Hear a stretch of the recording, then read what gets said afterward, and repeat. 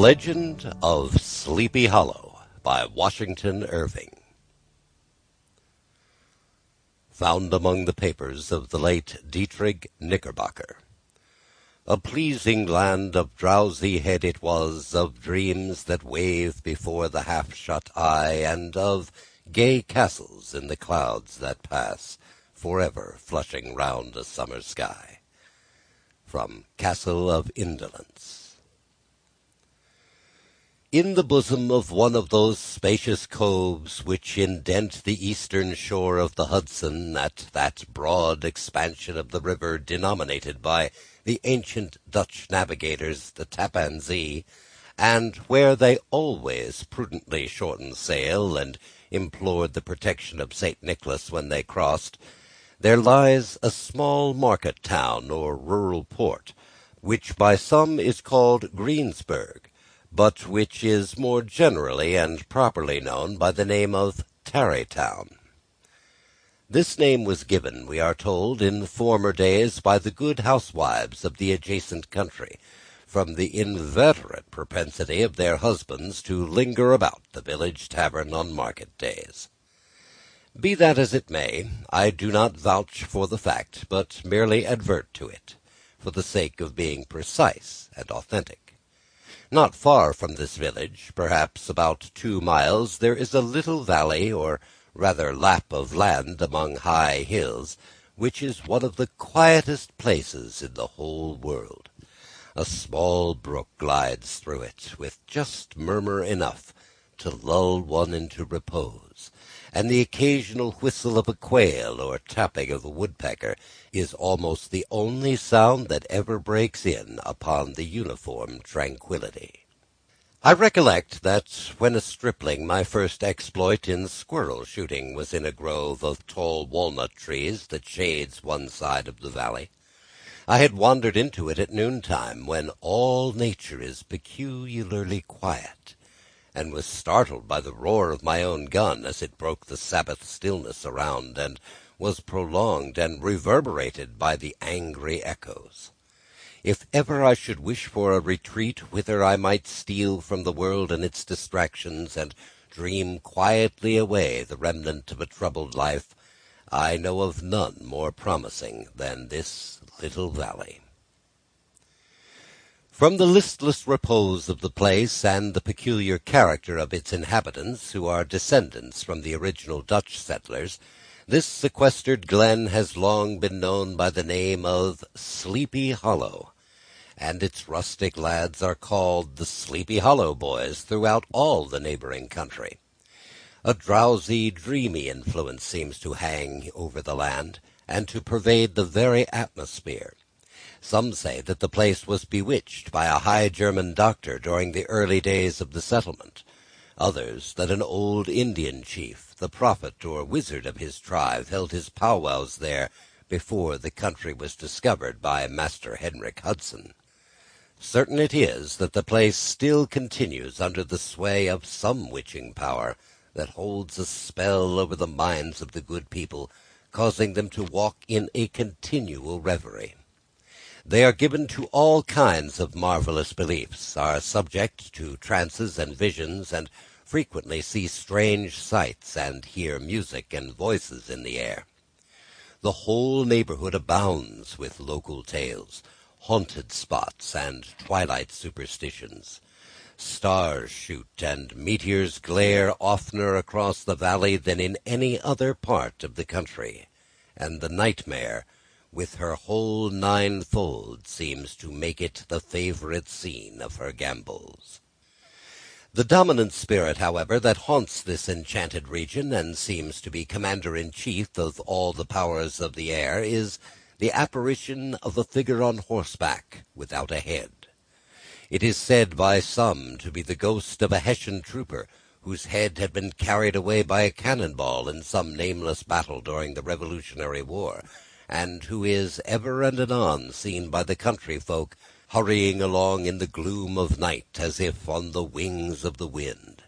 His haunts are not confined to the valley, but extend at times to the adjacent roads, and especially to the vicinity of a church at no great distance. Indeed, certain of the most authentic historians of these parts, who have been careful in collecting and collating the floating facts concerning this spectre, allege that, the body of the trooper having been buried in the churchyard, the ghost rides forth to the scene of battle in nightly quest of his head, and that the rushing speed with which he sometimes passes along the hollow, like a midnight blast, is owing to his being belated and in a hurry to get back to the churchyard before daybreak. Such is the general purport of this legendary superstition, which has furnished materials for many a wild story in that region of shadows, and the spectre is known at all the country firesides by the name of the Headless Horseman of Sleepy Hollow. It is remarkable that the visionary propensity I have mentioned is not confined to the native inhabitants of the valley, but is unconsciously imbibed by every one who resides there for a time.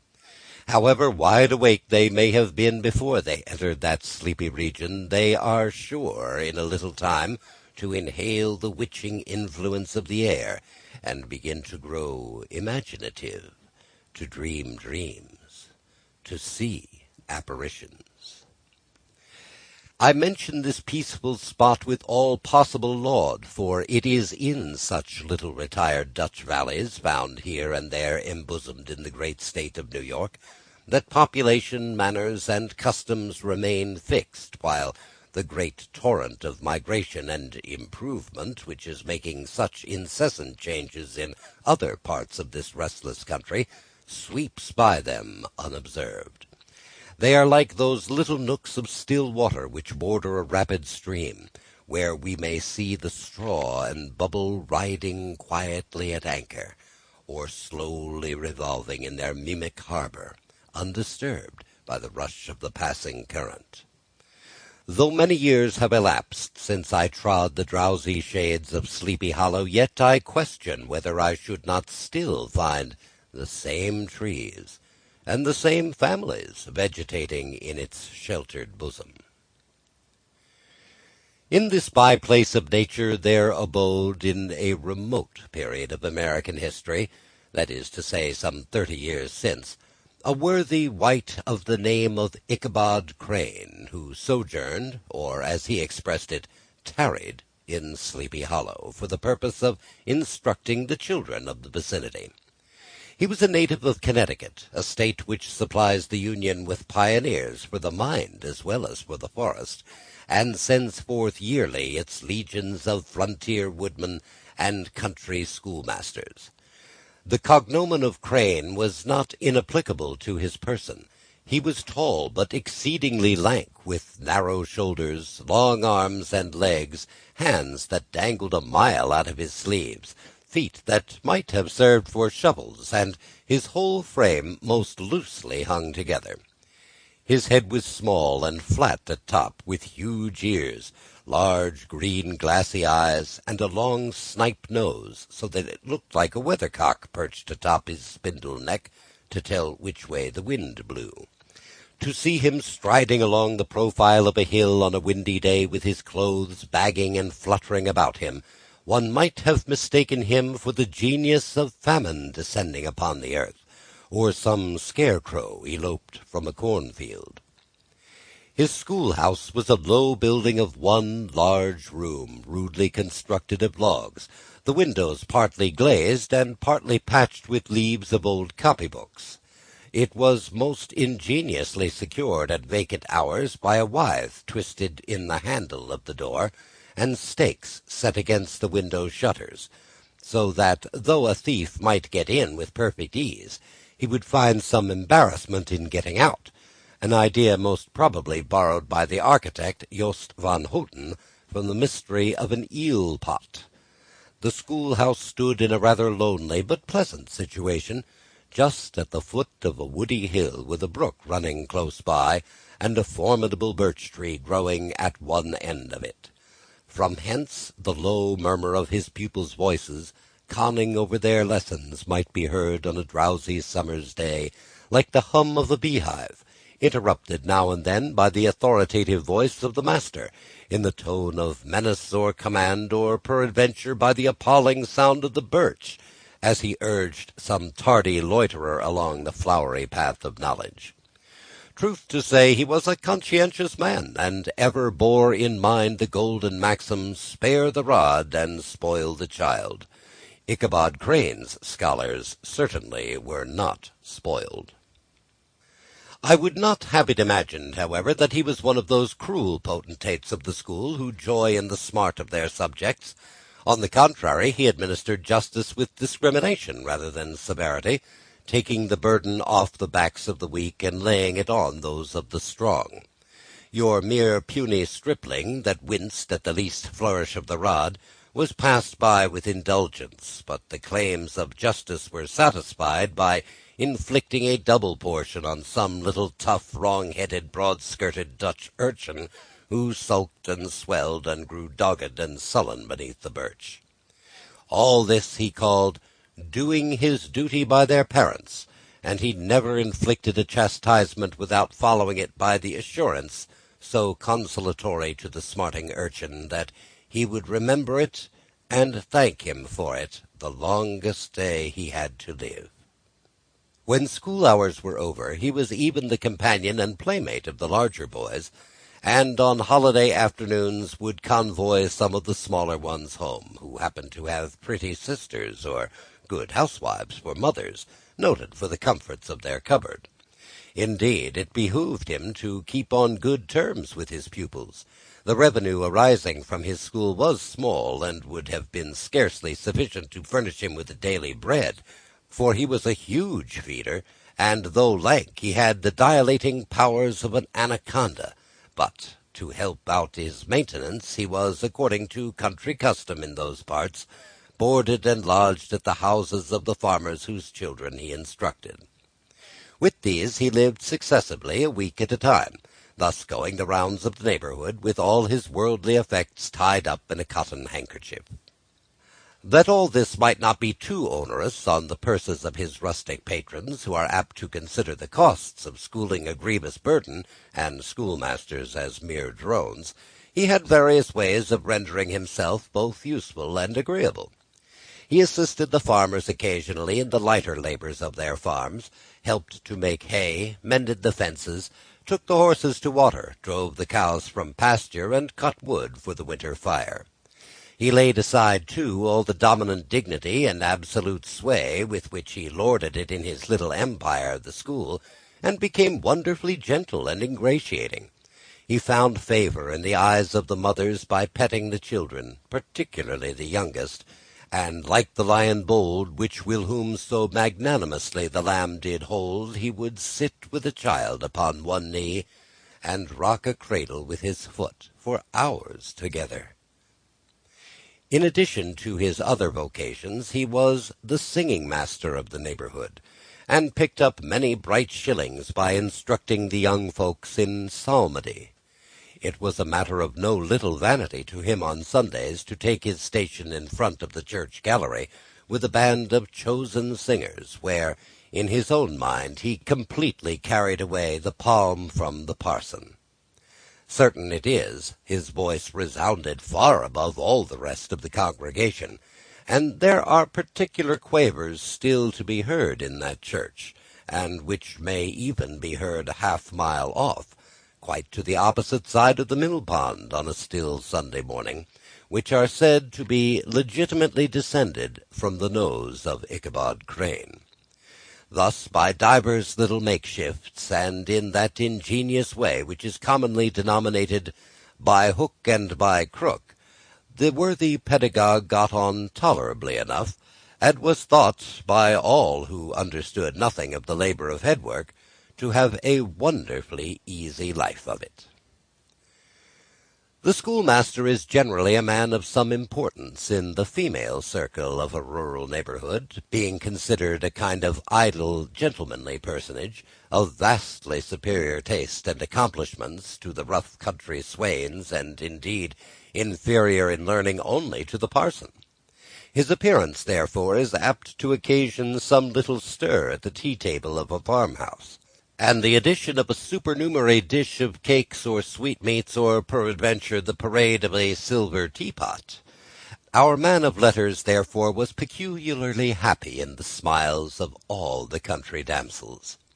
How he would figure among them in the churchyard between services on Sundays, gathering grapes for them in the wild vines that overran the surrounding trees, reciting for their amusement all the epitaphs on the tombstones, or sauntering with a whole bevy of them along the banks of the adjacent mill pond, while the more bashful country bumpkins hung sheepishly back, envying his superior elegance and address.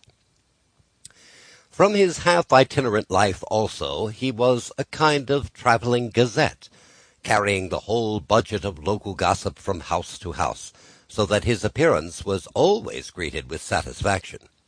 He was, moreover, esteemed by the women as a man of great erudition, for he had read several books quite through, and was the perfect master of Cotton Mather's History of New England Witchcraft, in which, by the way, he most firmly and potently believed. He was, in fact, an odd mixture of shrewdness and simple credulity. His appetite for the marvellous and his powers of digesting it were equally extraordinary, and both had been increased by his residence in this spellbound region. No tale was too gross or monstrous for this capricious swallow. It was often his delight, after his school was dismissed in the afternoon, to stretch himself on the rich bed of clover bordering the little brook that whimpered by his schoolhouse, and there con over old Mather's direful tales, until the gathering dusk of evening made the printed page a mere mist before his eyes. Then, as he wended his way by swamp and stream and awful woodland to the farmhouse where he happened to be quartered, every sound of nature, at that witching hour, fluttered and excited imagination. The moan of the whippoorwill from the hillside, the boding cry of the tree-toad, that harbinger of storm, the dreary hooting of the screech-owl, or the sudden rustling in the thicket of birds frightened from their roost. The fireflies, too, which sparkled most vividly in the darkest place, now and then startled him, as one of uncommon brightness would stream across his path, and if, by chance, a huge blockhead of a beetle came winging his blundering flight against him, the poor varlet was ready to give up the ghost, with the idea that he was struck with a witch's token. His only resource on such occasions, either to drown thought or drive away evil spirits, was to sing psalm tunes, and the good people of Sleepy Hollow, as they sat by their doors of an evening, were often filled with awe at hearing his nasal melody, in linked sweetness long drawn out, floating from the distant hill or along the dusky road. Another of his sources of fearful pleasure was to pass long winter evenings with the old Dutch wives, as they sat spinning by the fire, with a row of apples roasting and spluttering along the hearth, and to listen to their marvellous tales of ghosts and goblins, and haunted fields, and haunted brooks, and haunted bridges, and haunted houses, and particularly of the headless horseman, or galloping Hessian of the Hollow, as they sometimes called him.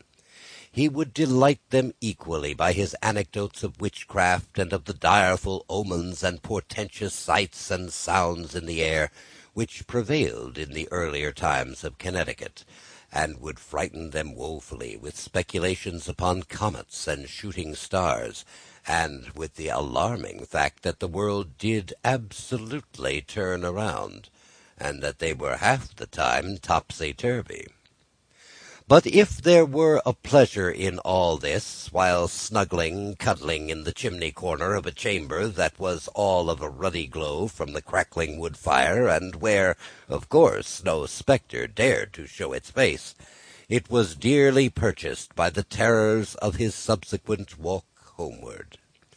What fearful shapes and shadows beset this path, amid the dim and ghastly glare of a snowy night! With what wistful look did he eye every trembling ray of light streaming across the waste fields from some distant window! How often was he appalled by some shrub covered with snow, which, like a sheeted spectre, beset his very path! How often did he shrink with curdling awe at the sound of his own steps on the frosty crust beneath his feet, and dread to look over his shoulder, lest he should behold some uncouth being tramping close behind him! And how often was he thrown into complete dismay by some rushing blast, howling among the trees, in the idea that it was the galloping Hessian of one of his nightly scourings.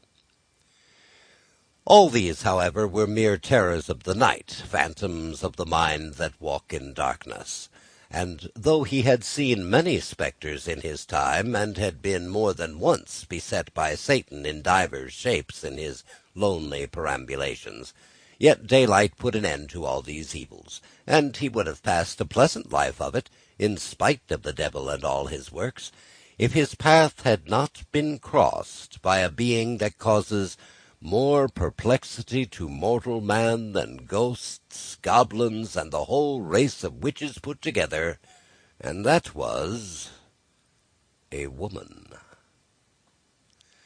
Among the musical disciples who assembled one evening each week to receive his instructions in psalmody was Katrina van Tassel, the daughter and only child of a substantial Dutch farmer. She was a blooming lass of fresh 18, plump as a partridge, ripe and melting, and rosy-cheeked as one of her father's peaches, and universally famed, not merely for her beauty, but her vast expectations. She was, withal, a little of a coquette, as might be perceived even in her dress, which was a mixture of ancient and modern fashions, as most suited to set off her charms. She wore the ornaments of pure yellow gold which her great-great-grandmother had brought over from Saardam, the tempting stomacher of the olden time, and withal a provokingly short petticoat, to display the prettiest foot and ankle in the country round. Ichabod Crane had a soft and foolish heart towards the sex, and it is not to be wondered that so tempting a morsel soon found favour in his eyes, more especially after he had visited her in her paternal mansion. Old Baltus van Tassel was a perfect picture of a thriving, contented, liberal-hearted farmer. He seldom, it is true, sent either his eyes or his thoughts beyond the boundaries of his own farm, but within those everything was snug, happy, and well-conditioned. He was satisfied with his wealth, but not proud of it, and piqued himself upon the hearty abundance rather than the style in which he lived. His stronghold was situated on the banks of the Hudson, in one of those green, sheltered, fertile nooks in which the Dutch farmers are so fond of nestling. A great elm tree had spread its broad branches over it, at the foot of which bubbled up a spring of the softest and sweetest water, in a little well formed of a barrel, and then stole sparkling away through the grass to a neighbouring brook that babbled among the alders and dwarf willows. Hard by the farmhouse was a vast barn that might have served for a church, every window and crevice of which seemed bursting forth with the treasures of the farm. The flail was busily resounding within it from morning till night. Swallows and martins skimmed twittering about the eaves, and rows of pigeons, some with one eye turned up as if watching the weather, some with their heads under their wings or buried in their bosoms, and others swelling and cooing and bowing about their dames, were enjoying the sunshine on the roof. Sleek, unwieldy porkers were grunting in the repose and abundance of their pens, from which sallied forth now and then troops of sucking pigs, as if to snuff the air. A stately squadron of snowy geese were riding in an adjoining pond, convoying whole fleets of ducks. Regiments of turkeys were gobbling through the farmyard, and guinea fowls fretting about it, like ill-tempered housewives with their peevish, discontented cry. Before the barn door strutted the gallant cock, that pattern of a husband, a warrior, and a fine gentleman, clapping his burnished wings and crowing in the pride and gladness of his heart, sometimes tearing up the earth with his feet, and then generously calling his ever-hungry family of wives and children to enjoy the rich morsel which he had discovered. The pedagogue's mouth watered as he looked upon this sumptuous promise of luxurious winter fare. In his devouring mind's eye he pictured to himself every roasting pig running about with a pudding in his belly and an apple in his mouth. The pigeons were snugly put to bed in a comfortable pie, and tucked in with a coverlet of crust. The geese were swimming in their own gravy, and the ducks pairing cosily in dishes, like snug married couples with a decent competency of onion sauce. In the porkers he saw carved out the future sleek side of bacon, and juicy relishing ham. Not a turkey but he beheld daintily trussed up, with its gizzard under its wing, and peradventure a necklace of savoury sausages.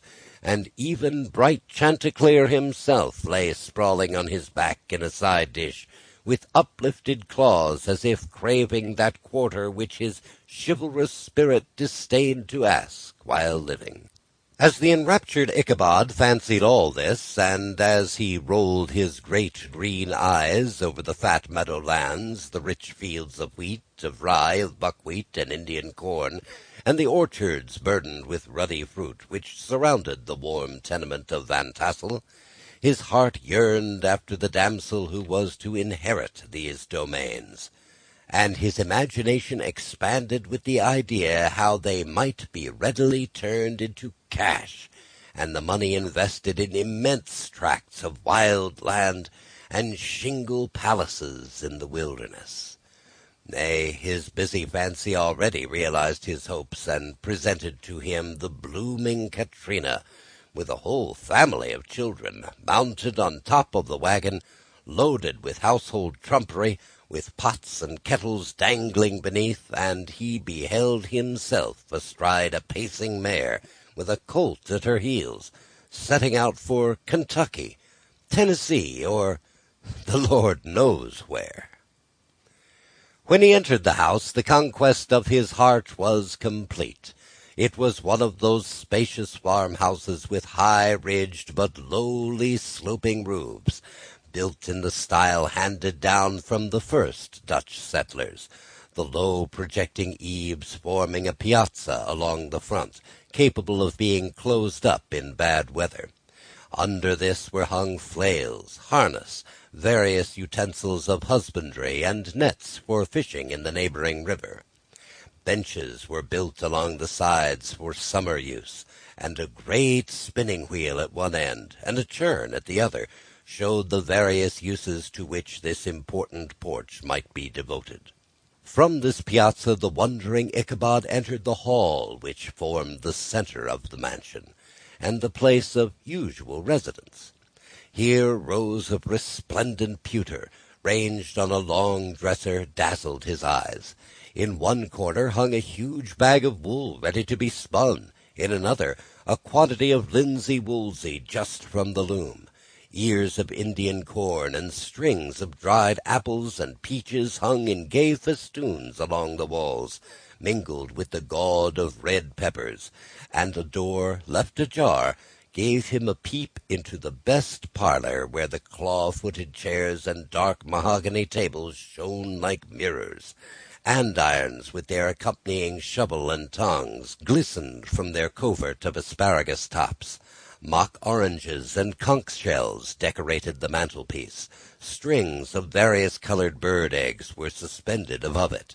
A great ostrich egg was hung from the centre of the room, and a corner cupboard, knowingly left open, displayed immense treasures of old silver and well-mended china. From the moment Ichabod laid his eyes upon these regions of delight, the peace of his mind was at an end, and his only study was how to gain the affections of the peerless daughter of Van Tassel. In this enterprise, however, he had more real difficulties than generally fell to the lot of a knight-errant of yore, who seldom had anything but giants, enchanters, fiery dragons, and such like easily conquered adversaries to contend with, and had to make his way merely through gates of iron and brass, and walls of adamant, to the castle keep, where the lady of his heart was confined. All of which he achieved as easily as a man would carve his way to the centre of a Christmas pie, and then the lady gave him her hand as a matter of course.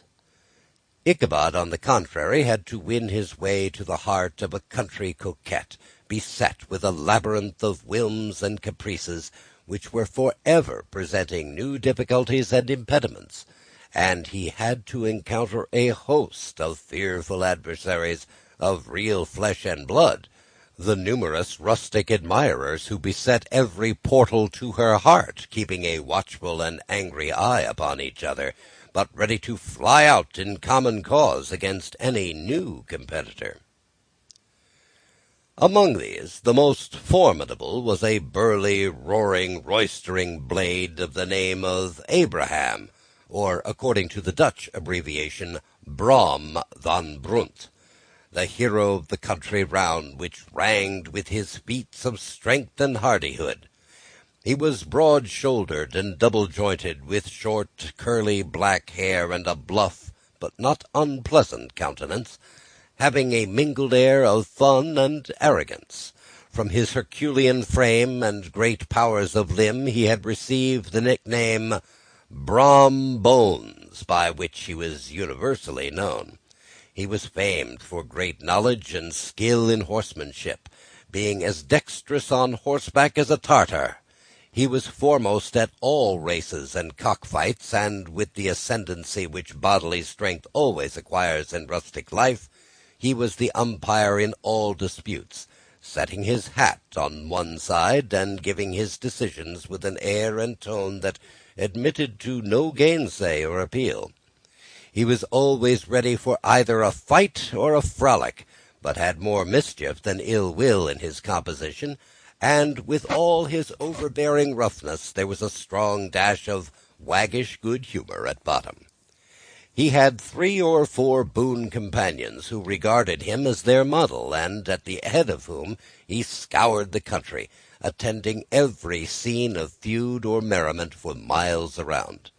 In cold weather he was distinguished by a fur cap, surmounted with a flaunting fox's tail, and when the folks at a country gathering descried this well-known crest at a distance, whisking about among the squad of hard riders, they always stood by for a squall.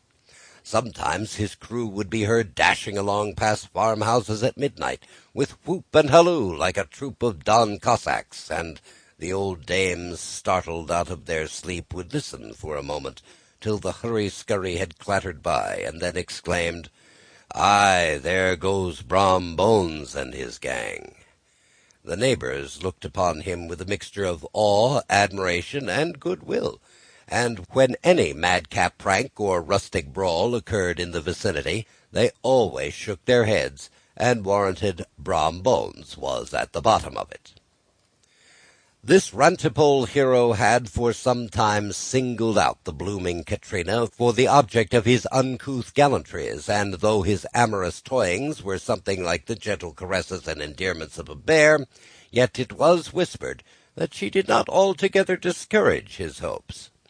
Certain it is, his advances were signals for rival candidates to retire, who felt no inclination to cross a lion in his amours, insomuch that when his horse was seen tied to Van Tassel's paling on a Sunday night, a sure sign that his master was courting, or, as it is termed, sparking, within, all other suitors passed by in despair, and carried the war to other quarters. Such was the formidable rival with whom Ichabod Crane had to contend, and, considering all things, a stouter man than he would have shrunk from the competition, and a wiser man would have despaired. He had, however, a happy mixture of pliability and perseverance in his nature. He was in form and spirit like a supple jack, yielding but tough. Though he bent, he never broke, and though he bowed beneath the slightest pressure, yet the moment it was away, jerk, he was erect, and carried his head as high as ever. To have taken the field openly against his rival would have been madness, for he was not a man to be thwarted in his amours any more than that stormy lover Achilles. Ichabod therefore made his advances in a quiet and gently insinuating manner. Under cover of his character of singing-master, he made frequent visits at the farmhouse. Not that he had anything to apprehend from the meddlesome interference of parents, which is so often a stumbling-block in the path of lovers. Balt Van Tassel was an easy, indulgent soul. He loved his daughter better than his pipe, and, like a reasonable man and an excellent father, let her have her way in everything.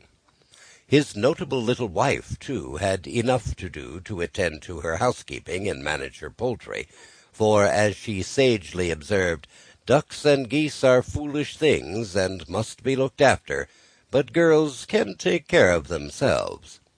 Thus, while the busy dame bustled about the house or plied her spinning-wheel at the one end of the piazza, honest Balt would sit smoking his pipe at the other, watching the achievements of a little wooden warrior who, armed with a sword in each hand, was most valiantly fighting in the wind in the pinnacle of the barn. In the meantime, Ichabod would carry on his suit with the daughter by the side of the spring under the great elm, or sauntering along in the twilight, that hour so favorable to the lover's eloquence. I profess not to know how women's hearts are wooed and won. To me they have always been matters of riddle and admiration. Some seem to have but one vulnerable point or door of access, while others have 1,000 avenues, and may be captured in 1,000 different ways. It is a great triumph of skill to gain the former, but a still greater proof of generalship to maintain possession of the latter. For a man must battle for his fortress at every door and window. He who wins 1,000 common hearts is therefore entitled to some renown, but he who keeps undisputed sway over the heart of a coquette is indeed a hero. Certain it is, this was not the case with the redoubtable Brom Bones, and from the moment Ichabod Crane made his advances, the interests of the former evidently declined. His horse was no longer seen tied to the palings on Saturday nights, and a deadly feud gradually arose between him and the preceptor of Sleepy Hollow. Brom, who had a degree of rough chivalry in his nature, would fain have carried matters to open warfare, and have settled their pretensions to the lady, according to the mode of those most concise and simple reasoners, the knights-errant of yore, by single combat. But Ichabod was too conscious of the superior might of his adversary to enter the lists against him. He had overheard a boast of Bones that he would double the schoolmaster up and lay him on a shelf of his own schoolhouse, and he was too wary to give him an opportunity. There was something extremely provoking in this obstinately pacific system.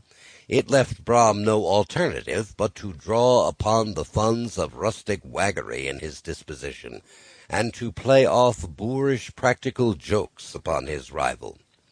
Ichabod became the object of whimsical persecution to Bones and his gang of rough riders.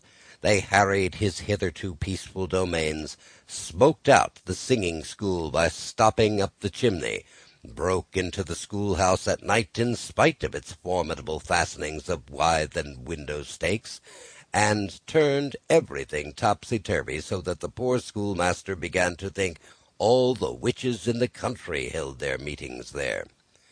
But what was still more annoying, Brom took all the opportunities of turning him into ridicule in the presence of his mistress, and a scoundrel dog whom he taught to whine in the most ludicrous manner, and introduced as a rival of Ichabod's to instruct her in psalmody.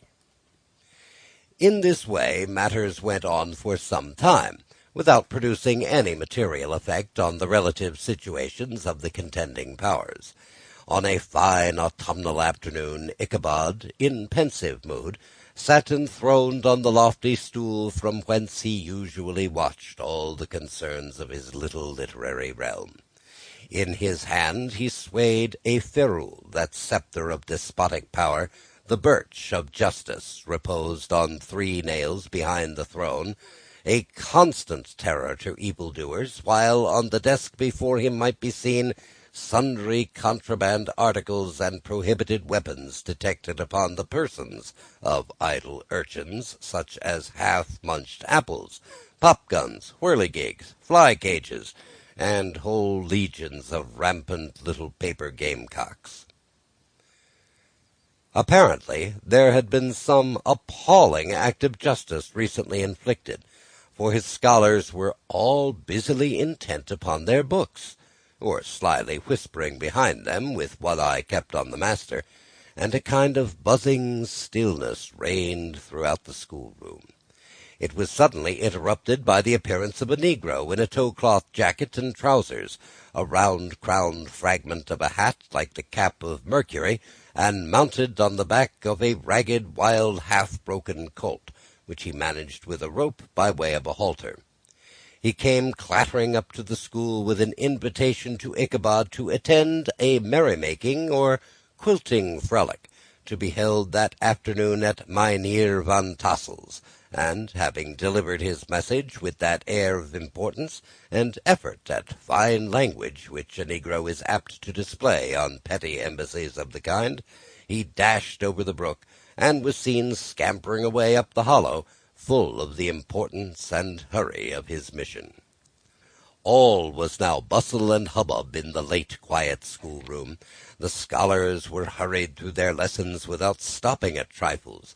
Those who were nimble skipped over half with impunity, and those who were tardy had a smart application now and then in the rear to quicken their speed or help them over a tall word. Books were flung aside without being put away on the shelves. Inkstands were overturned, benches thrown down, and the whole school was turned loose, an hour before the usual time, bursting forth like a legion of young imps, yelping and racketing about the green in joy at their early emancipation.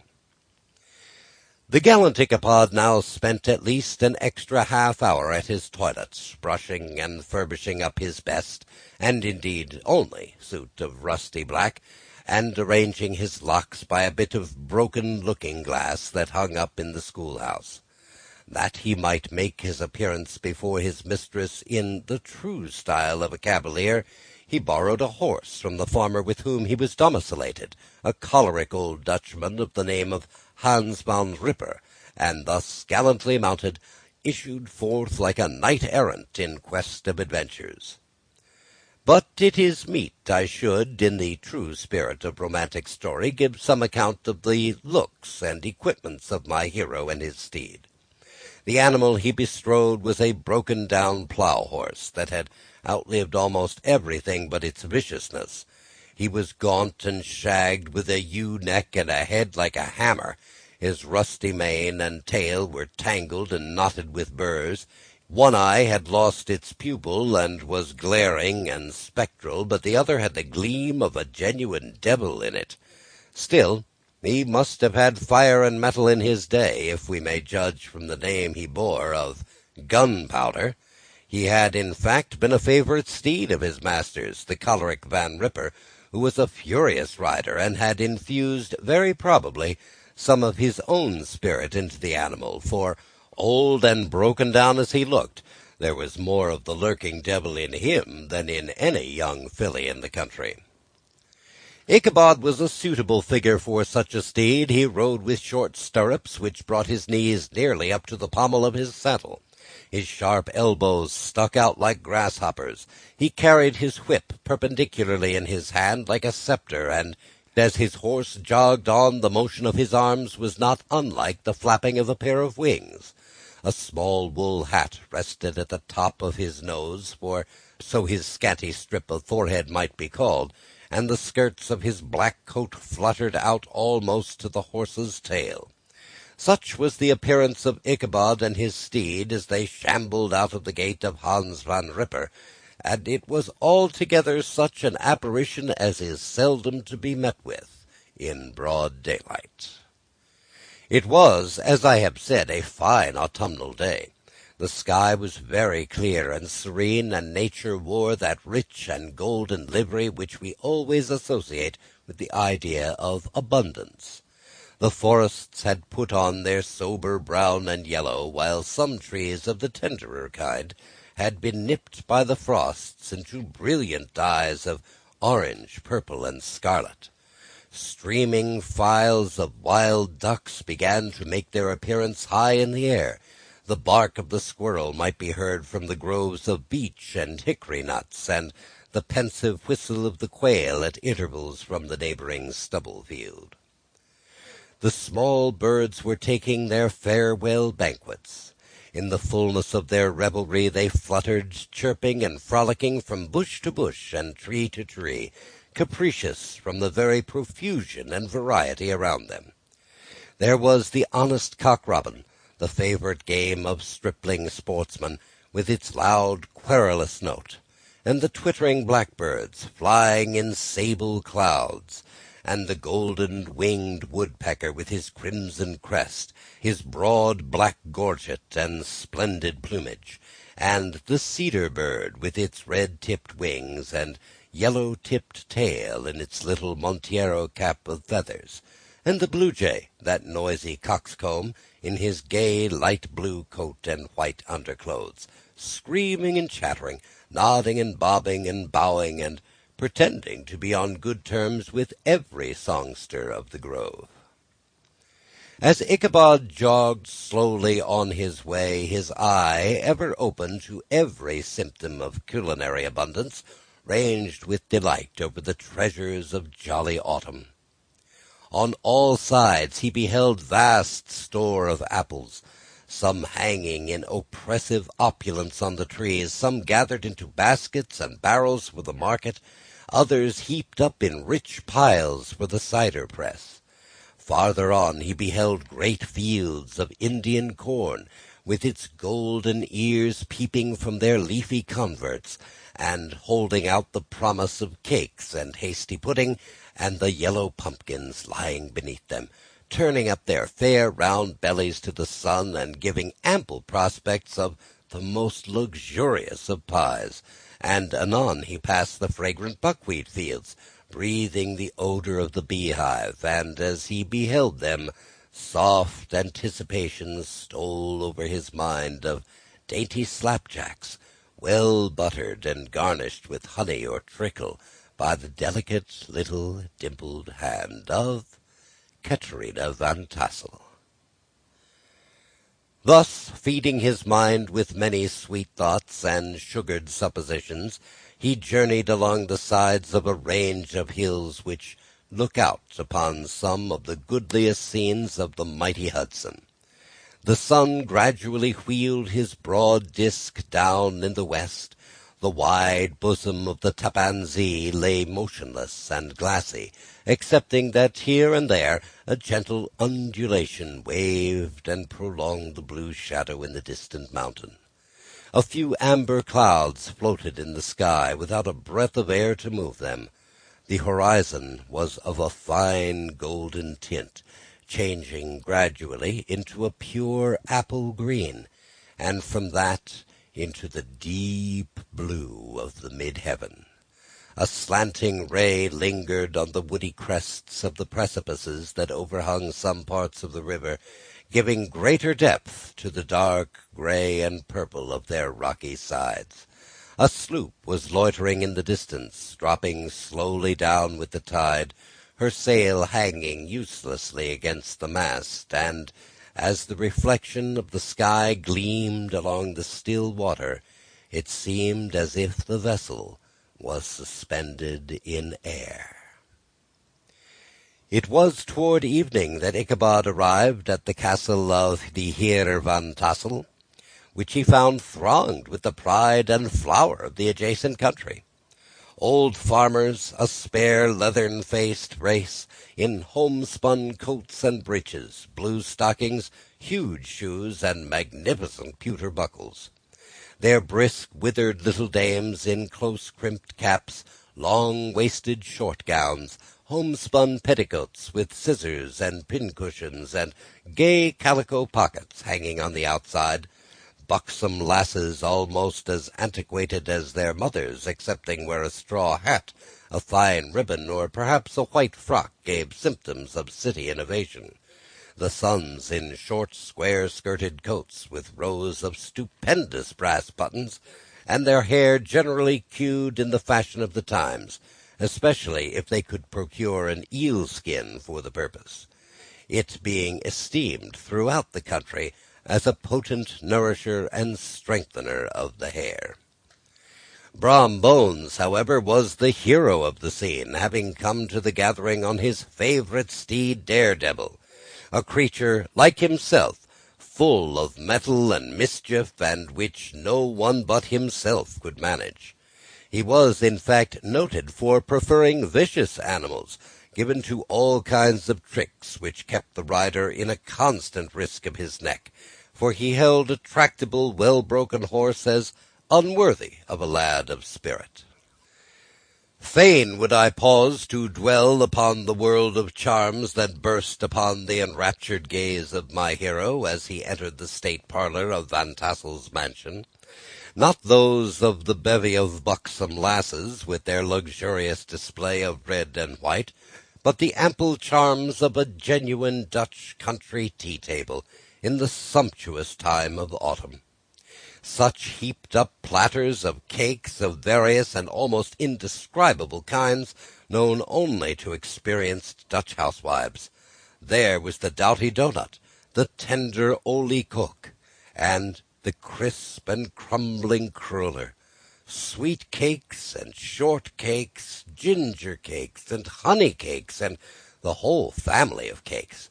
And then there were apple pies, and peach pies, and pumpkin pies, and besides slices of ham and smoked beef, and moreover delectable dishes of preserved plums and peaches and pears and quinces, not to mention broiled shad and roasted chickens, together with bowls of milk and cream, all mingled higgledy-piggledy, pretty much as I have enumerated them, with the motherly teapot sending up its clouds of vapour from the mist. Heaven bless the mark! I want breath and time to discuss this banquet as it deserves, and am too eager to get on with my story. Happily, Ichabod Crane was not in so great a hurry as his historian, but did ample justice to every dainty. He was a kind and thankful creature, whose heart dilated in proportion as his skin was filled with good cheer, and whose spirits rose with eating, as some men's do with drink. He would not help, too, rolling his large eyes about him as he ate, and chuckling with the possibility that he might one day be lord of all this scene of almost unimaginable luxury and splendor. Then he thought how soon he'd turn his back upon the old schoolhouse, snap his fingers in the face of Hans Van Ripper and every other niggardly patron, and kick any itinerant pedagogue out the doors that he should dare to call him comrade. Old Baltus Van Tassel moved about among his guests with a face dilated with content and good humour, round and jolly as the harvest moon. His hospitable attentions were brief but expressive, being confined to a shake of the hand, a slap on the shoulder, a loud laugh, and a pressing invitation to fall to and help themselves. And now the sound of the music from the common room or hall summoned to the dance. The musician was an old grey-headed negro, who had been the itinerant orchestra of the neighbourhood for more than half a century. His instrument was old and battered as himself. The greater part of the time he scraped on 2 or 3 strings, accompanying every movement of the bow with a motion of his head, bowing almost to the ground, and stamping with his foot whenever a fresh couple were to start.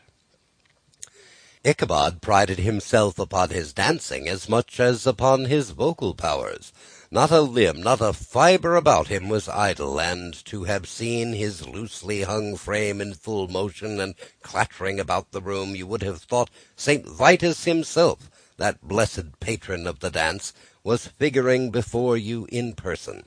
He was the admiration of all the negroes, who, having gathered of all ages and sizes from the farm and the neighborhood, stood forming a pyramid of shining black faces at every door and window, gazing with delight at the scene, rolling their white eyeballs and showing grinning rows of ivory from ear to ear. How could the flogger of urchins be otherwise than animated and joyous? The lady of his heart was his partner in the dance, and smiling graciously in reply to all his amorous oglings, while Brom Bones, sorely smitten with love and jealousy, sat brooding by himself in the corner.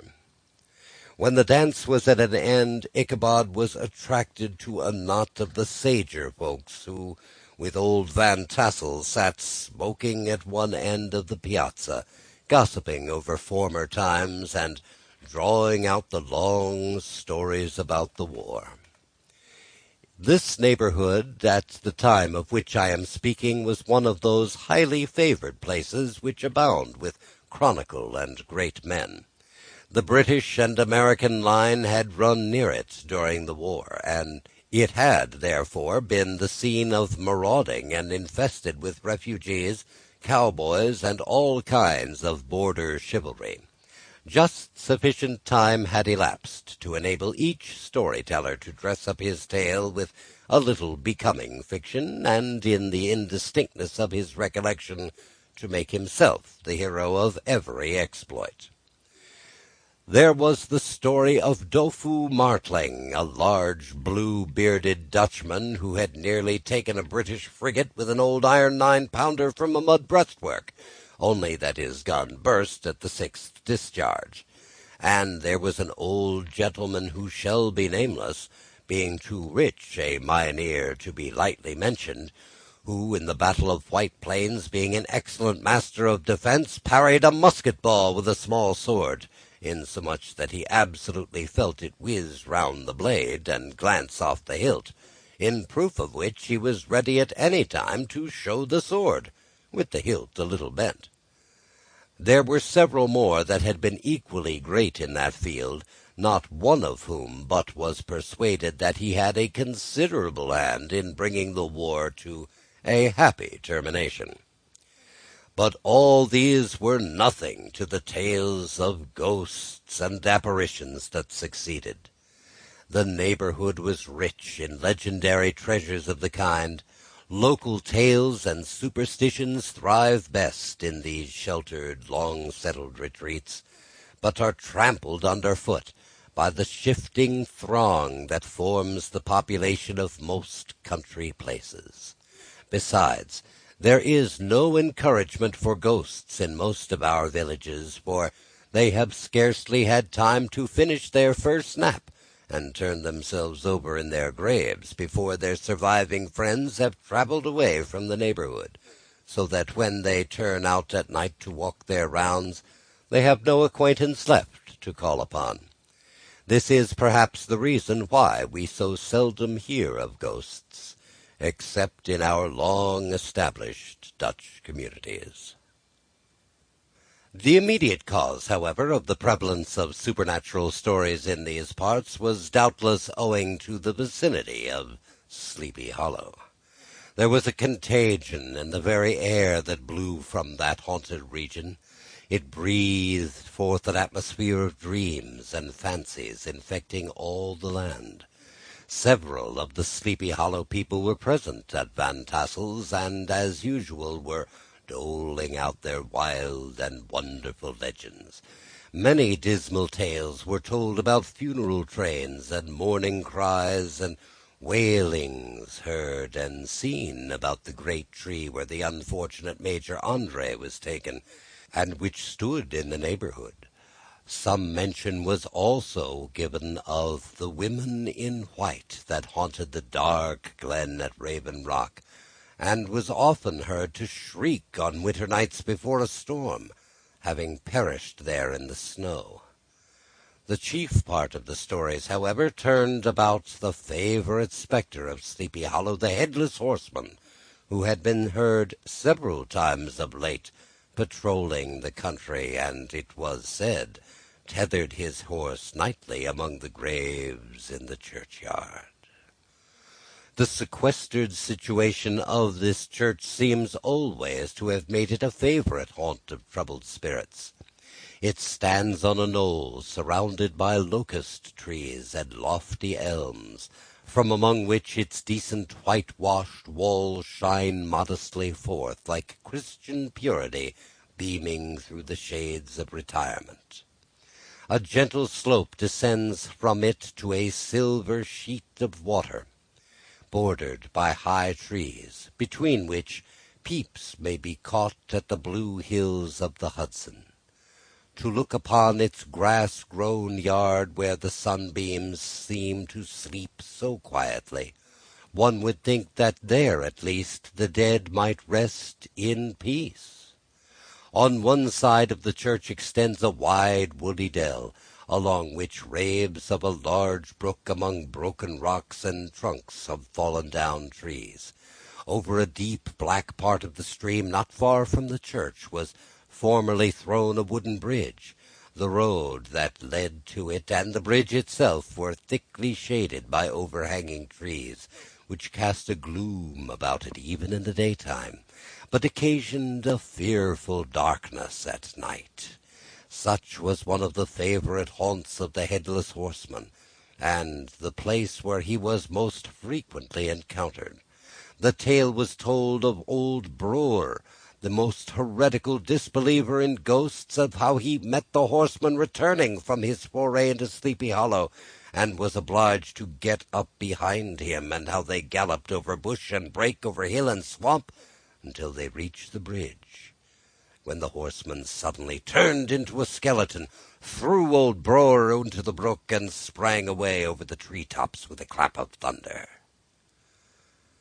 This story was immediately matched by a thrice marvellous adventure of Brom Bones, who made light of the galloping Hessian as an errant jockey. He affirmed that, on returning one night from the neighbouring village of Sing Sing, he had been overtaken by this midnight trooper, that he had offered to race him for a bowl of punch, and should have won it too, for Daredevil beat that goblin horse all hollow. But just as they came to the church bridge, the Hessian bolted and vanished in a flash of fire. All these tales, told in that drowsy undertone with which men talk in the dark, the countenances of the listeners only now and then receiving a casual gleam from the glare of a pipe, sank deep in the mind of Ichabod. He repaid them in kind with large extracts from his invaluable author Cotton Mather, and added many marvellous events that had taken place in his native state of Connecticut, and fearful sights which he had seen in his nightly walks about Sleepy Hollow. The revel now gradually broke up. The old farmers gathered together their families in their wagons, and were heard for some time rattling along the hollow roads and over the distant hills. Some of the damsels mounted on pillions behind their favourite swains, and their light-hearted laughter, mingling with the clatter of hoofs, echoed through the dark, silent woodlands, sounding fainter and fainter, until they gradually died away, and the late scene of noise and frolic was all silent and deserted. Ichabod only lingered behind, according to the custom of country lovers, to have a tete-a-tete with the heiress, fully convinced that he was now on the high road to success. What passed at this interview I will not pretend to say, for, in fact, I do not know. Something, however, I fear me, must have gone wrong, for he certainly sallied forth, after no very great interval, with an air quite desolate and chapfallen. Oh, these women! These women! Could that girl have been playing off any of her coquettish tricks? Was her encouragement of the poor pedagogue all a mere sham to secure her conquest of his rival? Heaven only knows, not I. Let it suffice to say that Ichabod stole forth with the air of one who has been sacking a hen-roost rather than a fair lady's heart. Without looking to either left or right to notice the scene of rural wealth on which he had so often gloated, he went straight to the stable, and with several hearty cuffs and kicks roused his steed most uncourteously from the comfortable quarters in which he was soundly sleeping, dreaming of mountains of corn and oats, and whole valleys of timothy and clover. It was the very witching time of night that Ichabod, heavy-hearted and crestfallen, pursued his travels homewards along the sides of the lofty hills which rise above Tarrytown, and which he had traversed so cheerily in the afternoon. The hour was as dismal as himself. Far below, the Tappan Zee spread its dusky and indistinct waste of waters, with here and there the tall mast of a sloop riding quietly at anchor under the land. In the dead hush of midnight, he could even hear the barking of the watchdog from the opposite shore of the Hudson, but it was so vague and faint as to only give an idea of his distance from the faithful companion of man. Now and then, too, the long drawn-out crowing of a cock accidentally awakened would sound far, far off, from some farmhouse away from the hills. But it was like a dreaming sound in his ear. No sounds of life occurred near him, but occasionally the melancholy chirp of a cricket, or perhaps the guttural twang of a bullfrog in its neighboring marsh, as if sleeping uncomfortably and turning suddenly in his bed. All the stories of ghosts and goblins that he had heard in the afternoon now came crowding upon his recollection. The night grew darker and darker. The stars seemed to sink deeper in the sky, and driving clouds occasionally hid them from his sight. He had never felt so lonely and dismal. He was, moreover, approaching the very place where many of the scenes of the ghost stories had been laid. In the center of the road stood an enormous tulip tree, which towered like a giant above all the other trees of the neighborhood, and formed a kind of landmark. Its limbs were gnarled and fantastic, large enough to form trunks for ordinary trees, twisting down almost to the earth, and rising again into the air. It was connected with the tragical story of the unfortunate Andre, who had been taken prisoner hard by, and was universally known by the name of Major Andre's tree. The common people regarded it with a mixture of respect and superstition, partly out of sympathy for the fate of its ill-starred namesake, and partly from the tales of strange sights and doleful lamentations told concerning it. As Ichabod approached this fearful tree, he began to whistle. He thought his whistle was answered, but it was but a blast sweeping sharply through the dry branches. As he approached a little nearer, he thought he saw something white hanging in the midst of the trees. He paused and ceased whistling, but on looking more narrowly, he perceived that it was a place where the tree had been scathed by lightning and the white wood laid bare. Suddenly he heard a groan. His teeth chattered, his knees smote against the saddle.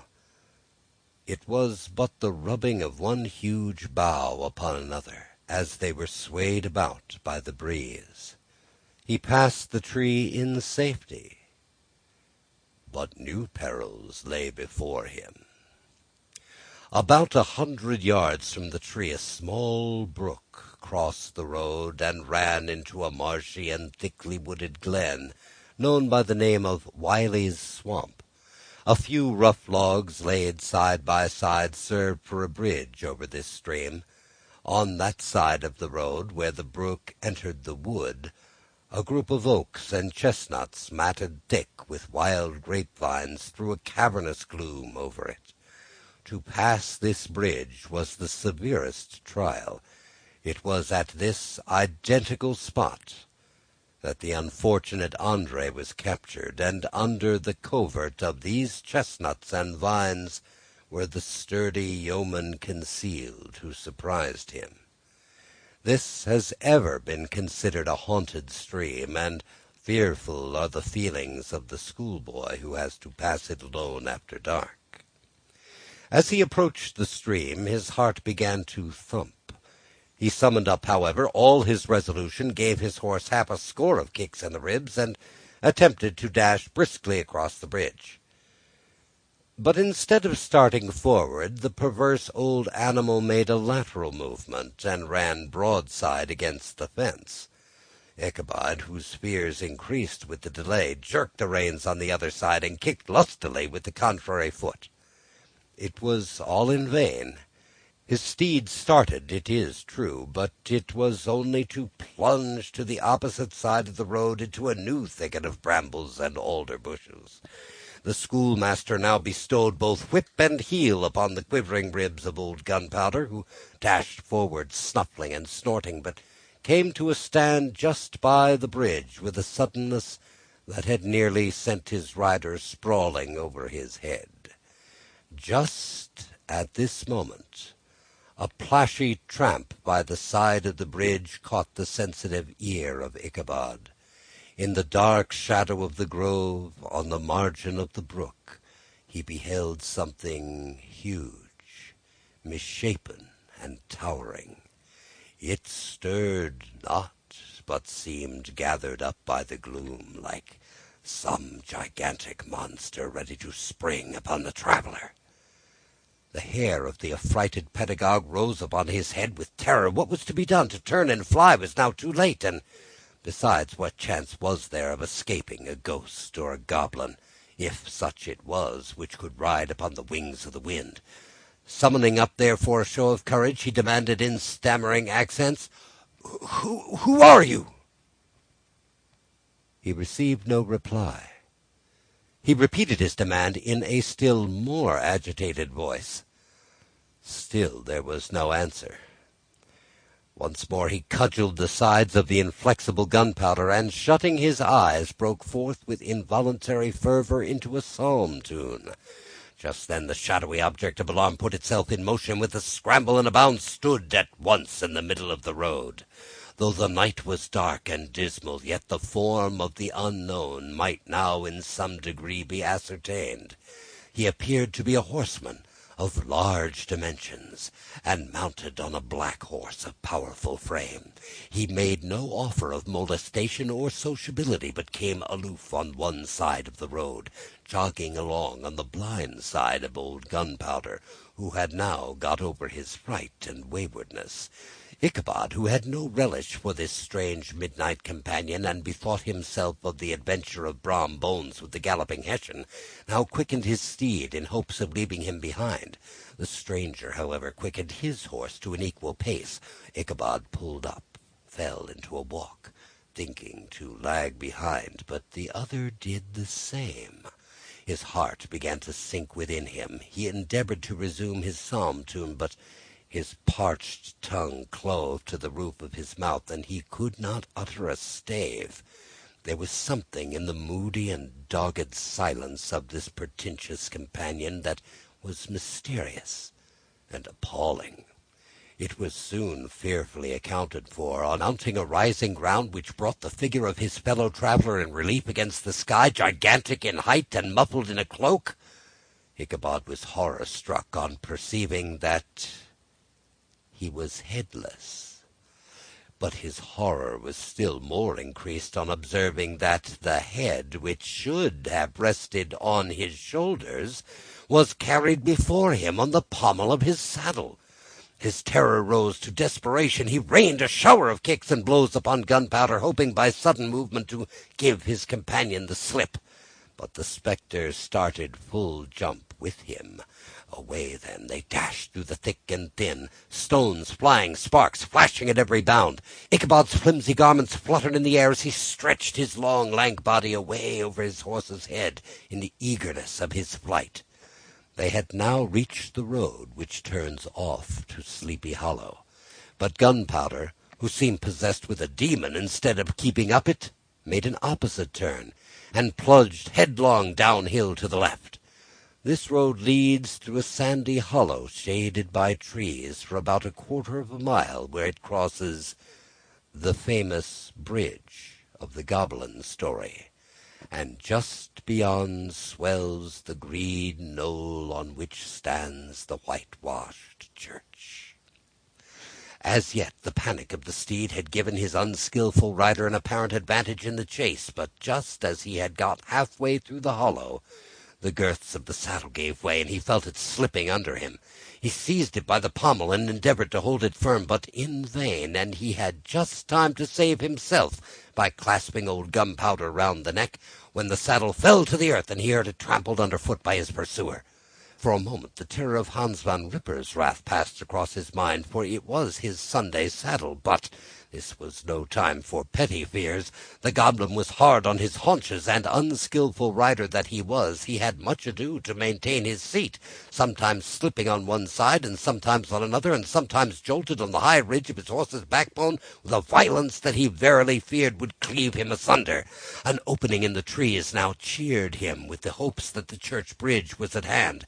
The wavering reflection of a silver star in the bosom of the brook told him he was not mistaken. He saw the walls of the church dimly glaring under the trees beyond. He recollected the place where Brom Bones's ghostly competitor has disappeared. "If I can but reach that bridge," thought Ichabod, "I am safe." Just then he heard the black steed panting and blowing close behind him, and even fancied that he felt its hot breath.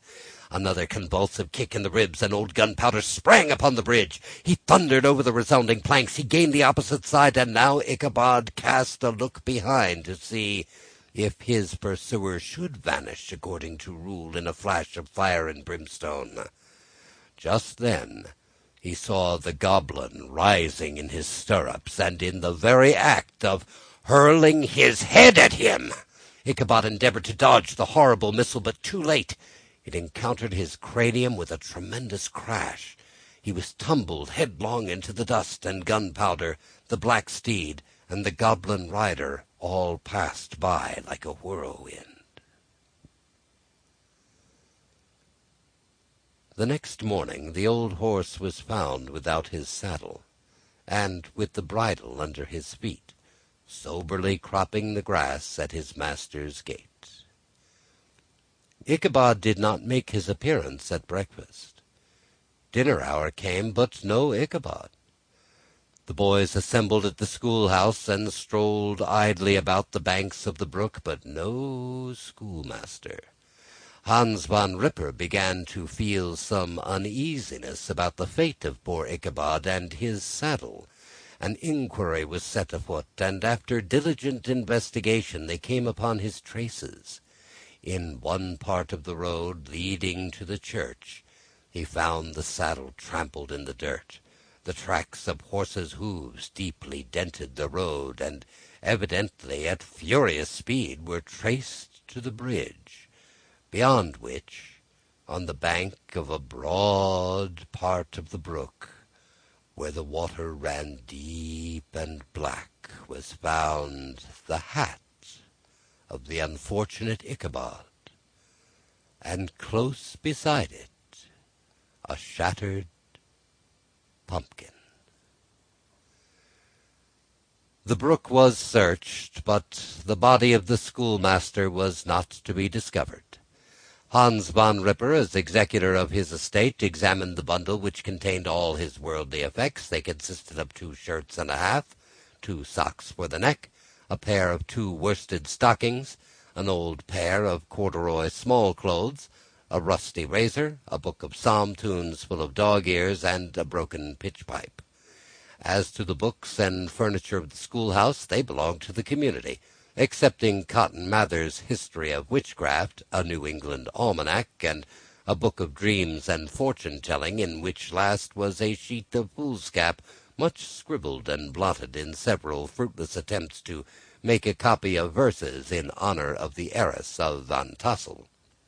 These magic books and the poetic scroll were forthwith consigned to the flames by Hans Van Ripper, who from that time forward determined to send his children no more to school, observing that he never knew any good came of that same reading and writing. Whatever money the schoolmaster possessed, and he had received his quarter's pay but a day or two before, he must have had about his person at the time of his disappearance. The mysterious event caused much speculation at the church on the following Sunday. Knots of gazers and gossips were collected in the churchyard, at the bridge, and at the spot where the hat and pumpkin had been found. The stories of Brore, of Bones, and of a whole budget of others were called to mind, and when they had diligently considered them all, and compared them with the symptoms of the present case, they shook their heads, and came to the conclusion that Ichabod had been carried off by the galloping Hessian. As he was a bachelor, and in nobody's debt, nobody troubled his head any more about him, and the school was removed to a different quarter of the hollow, and another pedagogue reigned in his stead. It is true, an old farmer who had been down to New York on a visit several years earlier, and from whom this account of the ghostly adventure was received, brought home the intelligence that Ichabod Crane was still alive, and that had left the neighborhood partly through fear of the goblin and Hans Van Ripper, and partly in mortification at having been suddenly dismissed by the heiress, that he had changed his quarters to a distant part of the country, and kept school and studied law at the same time, had been admitted to the bar, turned politician, electioneered, written for the newspapers, and finally had been made a justice of the 10-pound court. Brom Bones, too, who shortly after his rival's disappearance conducted the blooming Katrina in triumph to the altar, was observed to look exceedingly knowing whenever the story of Ichabod was related, and always burst into a hearty laugh at the mention of the pumpkin, which led some to suspect that he knew more about the matter than he chose to tell. The old country wives, however, who were the best judges of these matters, maintain to this day that Ichabod was spirited away by supernatural means, and it is a favourite story often told about the neighbourhood round the winter evening fire. The bridge became more than ever an object of superstitious awe, and that may be the reason why the road has been altered of late years, so as to approach the church by the border of the mill-pond. The schoolhouse, being deserted, soon fell to decay, and was reported to be haunted by the ghost of the unfortunate pedagogue, and the ploughboy, loitering homeward of a still summer evening, has often fancied his voice at a distance, chanting a melancholy psalm tune among the tranquil solitudes of Sleepy Hollow.